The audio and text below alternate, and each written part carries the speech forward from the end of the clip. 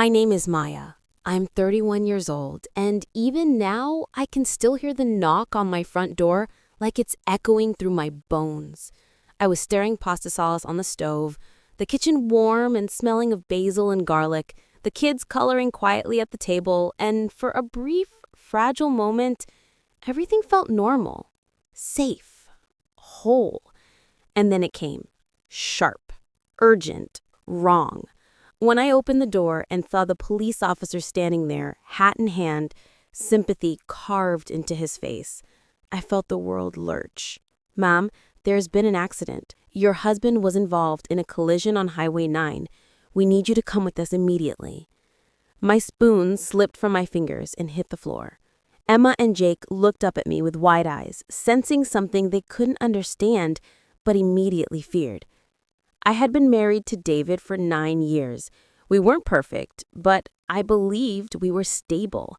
I'd given up my nursing career to raise our children, to support his long hours, his ambitions, his relocations.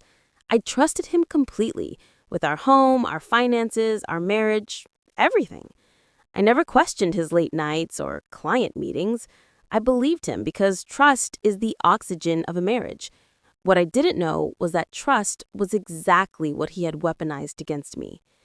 When I reached the hospital, the fluorescent lights felt too bright, too cold, as if they were illuminating a truth I wasn't ready to face. A doctor in scrubs approached me quietly and told me David had died instantly. The impact happened at 2:47 p.m. And then he said, almost carefully, "The other driver survived. Your husband and his passenger did not." Passenger? The word didn't fit anything I knew. "My husband was going to a meeting alone," I said, confused. A nurse stepped forward, eyes downcast. "The woman with him, Jessica Chen, 28. Were you aware he was traveling with her?" My breath failed. The room tilted.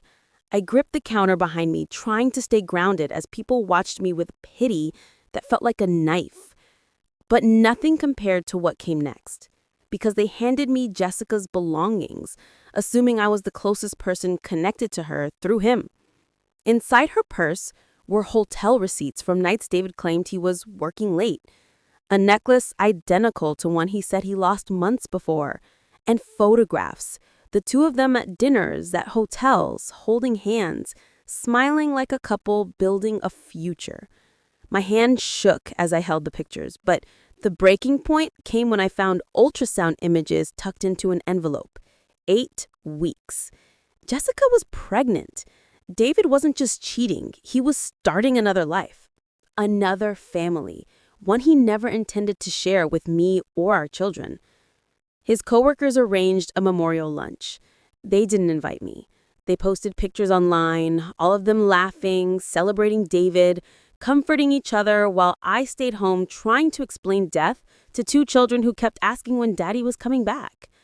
But I went anyway. I walked into the restaurant wearing the same black dress from the funeral, determined to remind them that no matter what, they believed I was his wife. The room froze.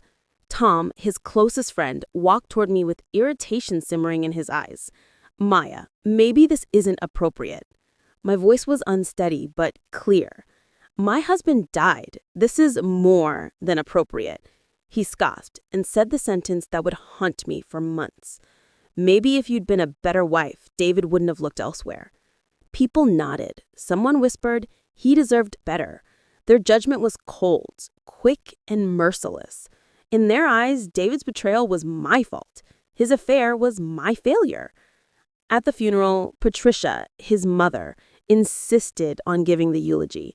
I sat in the front row with Emma and Jake holding their hands while Patricia painted David as a devoted father trapped in an unsupportive marriage. My son struggled because he lacked the understanding he needed at home.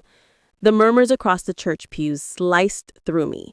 Later at the reception, Linda, his sister, leaned in and said, "Maya was always so focused on the kids. No wonder David felt neglected." They said it openly, confidently, as if my grief were something inconvenient and exaggerated.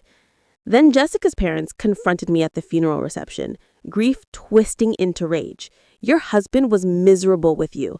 her father accused. "If he hadn't been so unhappy, our daughter wouldn't have died. You owe us for the funeral, $15,000. His wife cried beside him, glaring at me like I'd personally taken their daughter's life. I didn't have the money. I barely had enough left to keep the lights on. But the worst wasn't over. 3 days later, Rick, David's business partner, came to my door carrying a briefcase and looking like he'd aged 20 years. "Maya, funds are missing. $47,000. Unauthorized expenses. We traced them to hotel stays, gifts, and personal charges." Because David was deceased and because we were married, responsibility now fell on me. And as if that wasn't enough, the bank called hours later. David had taken out a second mortgage in secret, and the insurance company refused to release the life insurance payout until fraud investigations concluded. Overnight, I became a widow with 2 children, drowning in debt, facing foreclosure, and hated by a family that blamed me for everything. But David's family didn't know that I had noticed things too. Small inconsistencies, vanishing charges, deleted messages. And while David thought I was attending a weekly book club, I had actually been volunteering at a free clinic to keep my nursing license active. I didn't know I was preparing for survival, but that's exactly what I had been doing. Then, Janet, my former supervisor, called. "I'm opening a position in pediatric intensive care," she said gently. $75,000 to start. Full benefits. Her voice was the first kindness I'd heard in weeks. My brother Alex arrived the next weekend. He's a paralegal, sharp, observant, and relentless. When I showed him everything I saved, he stared at me and said, "Maya, this is huge. David wasn't just cheating. He was committing calculated fraud.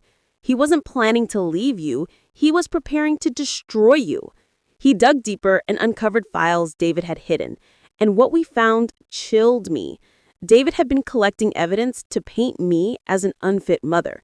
He'd recorded private conversations, documented moments when I was exhausted, hired a private investigator to follow me, drafted divorce papers accusing me of instability. He wasn't planning to run off with Jessica. He was planning to take the kids, empty our accounts, and leave me with nothing. And Patricia was helping him. She'd already filed a complaint with child services. She even showed up at Emma and Jake's school, claiming she needed to remove them from an unsafe environment. The principal refused. Later that night, Patricia called me with absolute authority. "We need to discuss the children's future. You can't raise them alone." But when I arrived at her house, I didn't come alone. Alex was with me, and so was a thick folder of evidence. They sat around the table like a jury, ready to strip me of my children. Patricia slid custody papers toward me. "Just sign," she said. "It's what's best for the kids." I didn't touch them. Instead, I opened my folder and pressed play. David's recorded voice filled the room. "She has no idea. By the time I'm done, she won't get visitation. I'll have everything. The kids, the house, even her savings." Their blood drained from their faces.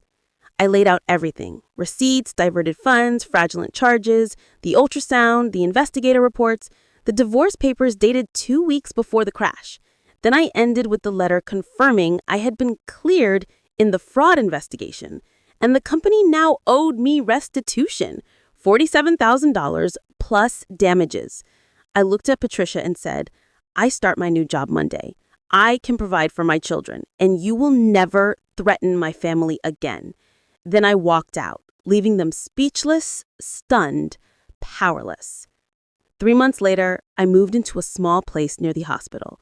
Not big, but warm, and ours. My children were in therapy, healing. I was working as a charge nurse, rediscovering strength I thought I'd lost.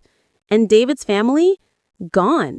No threats, no accusations, no presence in our lives. Sometimes the quiet after a storm is the sweetest thing you can hear. And sometimes the best revenge isn't revenge at all. It's rebuilding your life so beautifully that no one can destroy it again.